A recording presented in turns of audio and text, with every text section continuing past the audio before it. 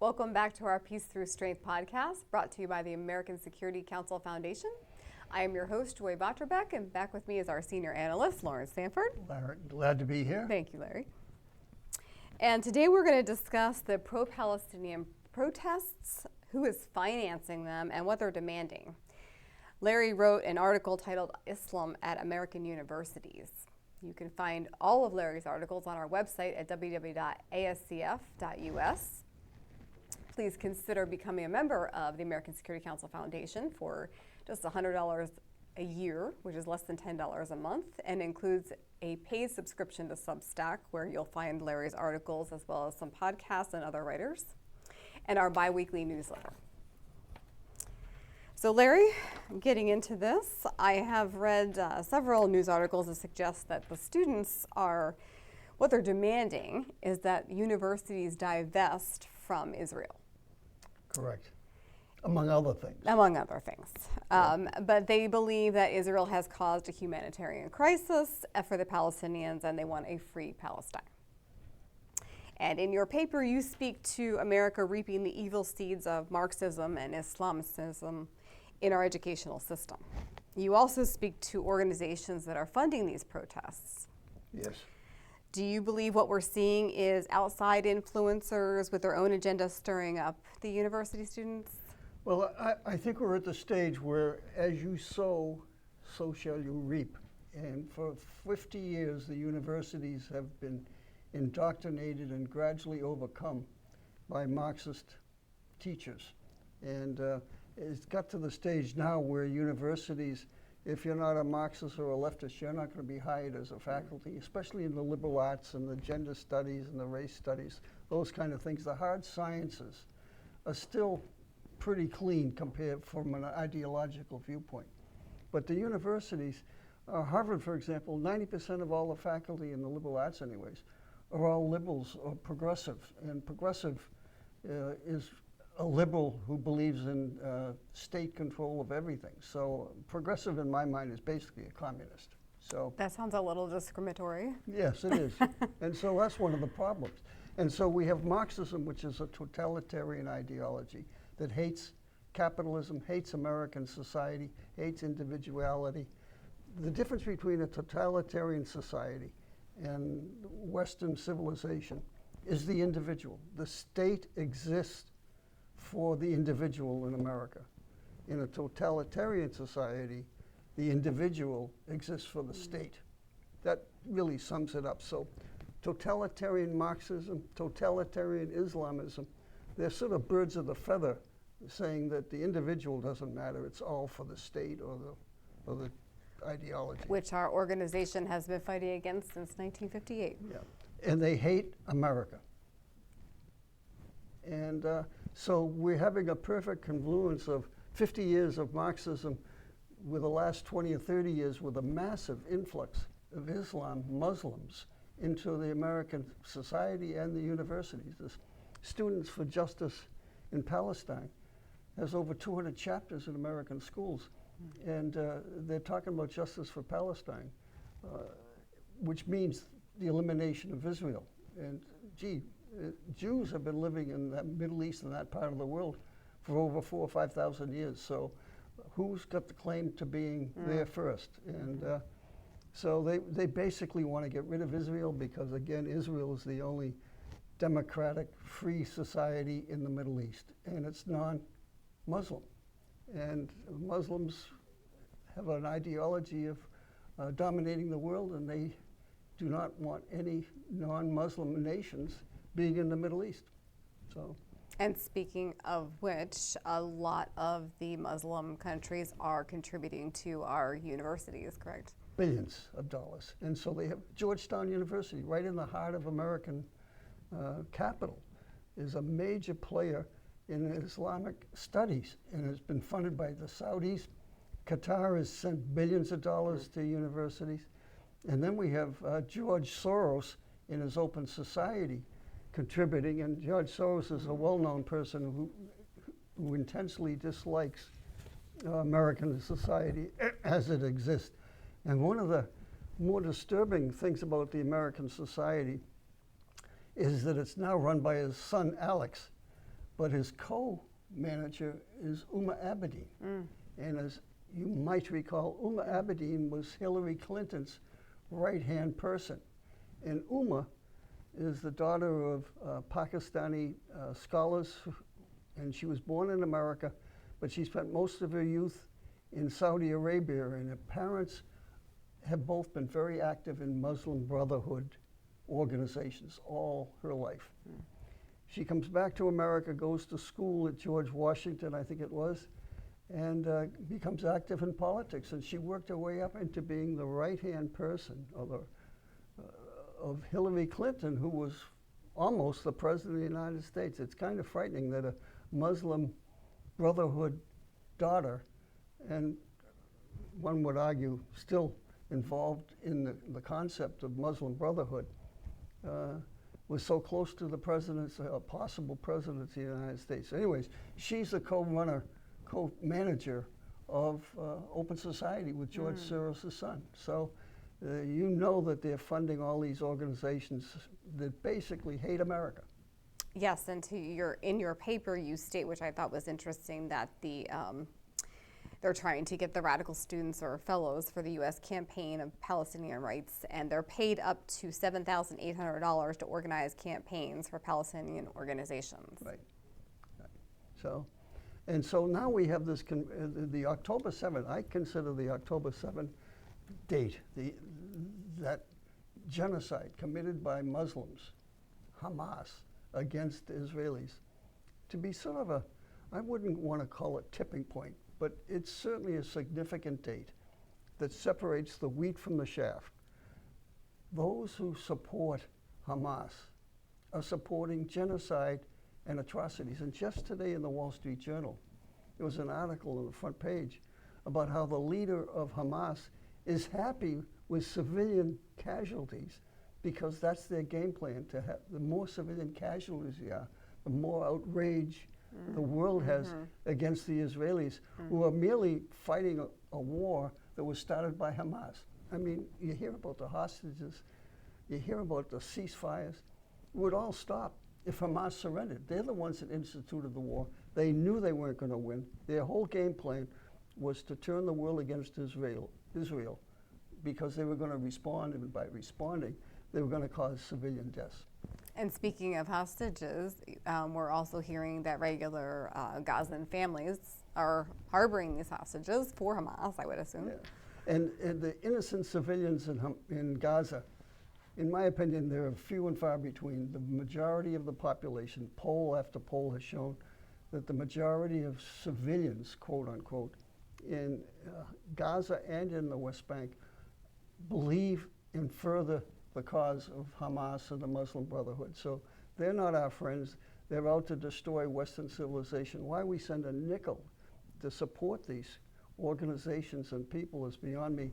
You were mentioning that one of our government organizations. Yes, I wanted to get to that because so another, we talk about funding of these protests. Another one is the CJA, which is Climate Justice Alliance, who has received a $50 million grant from the EPA. So there's tax dollars going to them. Could I have the slide, Noah, on? And this is not made up. This is on their website, is Free Palestine. So our taxpayer money is going to organizations that are blatantly putting out Free Palestine. And second slide, please. What's the name of this organization, Joy? That is the Climate Justice Alliance. It's sort of like Dr. Fauci supplying money to the Chinese Wuhan lab, which introduced the world to COVID. We're funding our own demise. Thank you.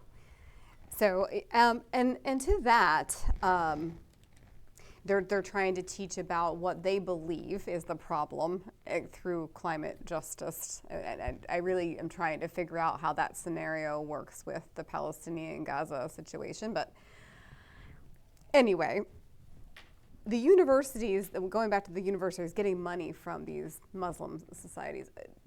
to your knowledge, aren't they supposed to report or be transparent about where this money is coming from? Sometimes they do, sometimes they don't. So there's a lot of money. The University of Pennsylvania had the Biden Penn Center in Washington, D.C.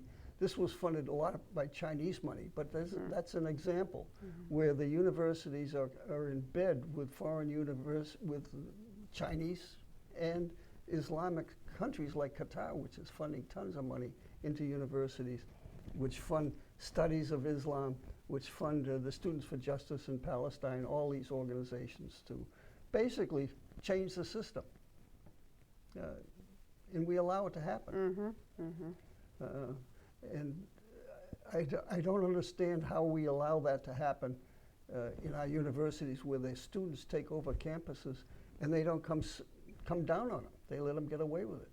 In Florida, fortunately where we live, the governor and the political parties all have been very clear, and the university system is very clear. No, you can't do these things or you're going to be expelled. And yet major so-called elite universities in America Are not. Allow, you can't. And I'm going to get to that in our Peace Through Strength okay. solution here, but do you believe that any of this, do you see similarities to the BLM and Antifa protests here? Yeah, same thing. It's just, Antifa, I still say Antifa played a big role in January 6th, and somehow or other that's escaped scrutiny, in my opinion, and what the FBI was involved in, who the heck knows. It's still it was a terrible thing that the riot occurred. The question is, why did it occur and who led it? And I'm still not sure that has really been exposed. I just saw in the paper the other day that Nancy Pelosi admits now that she should have had more security on January 6th. Yes, I read that It's too. funny how that came out long after the impeachments, the congressional investigations. And BLM and Antifa were also receiving outside influence money from similar organizations, as we discussed. And the January 6th rioters go to jail, and the BLM rioters scot-free. Yeah. A grandma protests outside a birth control Planned Parenthood, and she's going to jail because she's protesting.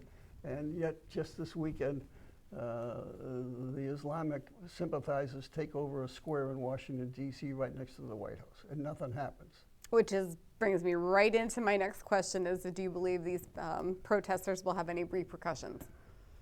Not with the present administration. I haven't seen it yet. No. I'm always hopeful. I have a few suggestions on how to help the universities. I wrote in my paper. Well, good, because we're going to get to that one here, because I wanted to say solutions to these problems. Yeah.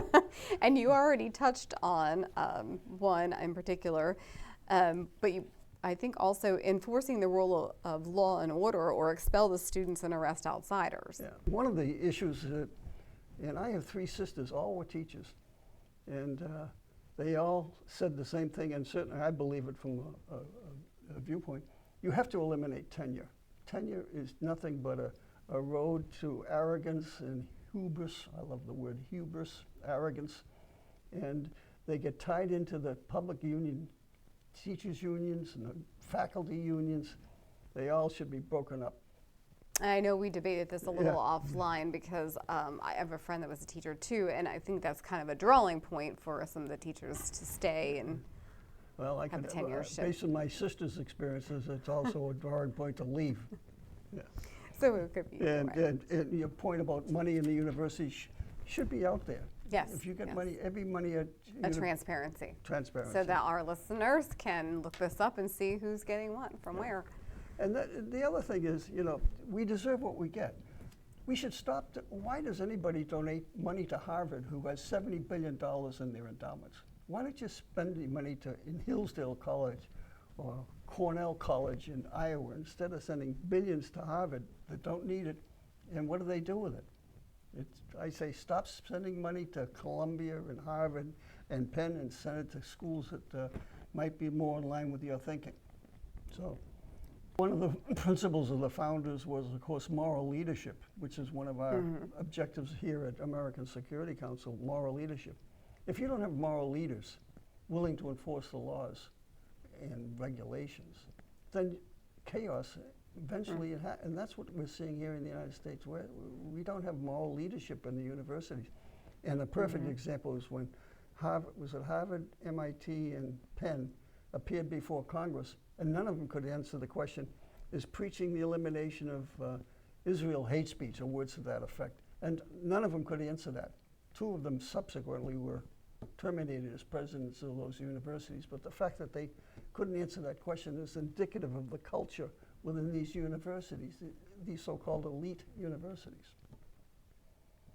A lot of these rioters, I'm sure, are foreign students here on visas. If they get arrested, see ya. Yes, you had that in one of your... They should be sent out of the country. I think anybody caught in a riot who's not a citizen, ship them out of here.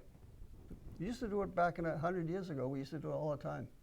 When Marxism was making inroads in 1900s, early 1900s in America, any Bolsheviks and those guys raising Cain here in the States, see ya. I'm sure China and Russia wouldn't hesitate. No. Actually, they'd probably be arresting you, so. Yeah, send you out to the gulag. Yes. Welcome to Siberia. So your other points were alumni and others should stop donating to schools that promote anti-Semitism and anti-Americanism, which I think we touched on. Businesses should stop hiring graduates of woke elite schools. And I believe we are seeing some of that. We are seeing some of that, yep. The government should hire more non-Ivy Leaguers.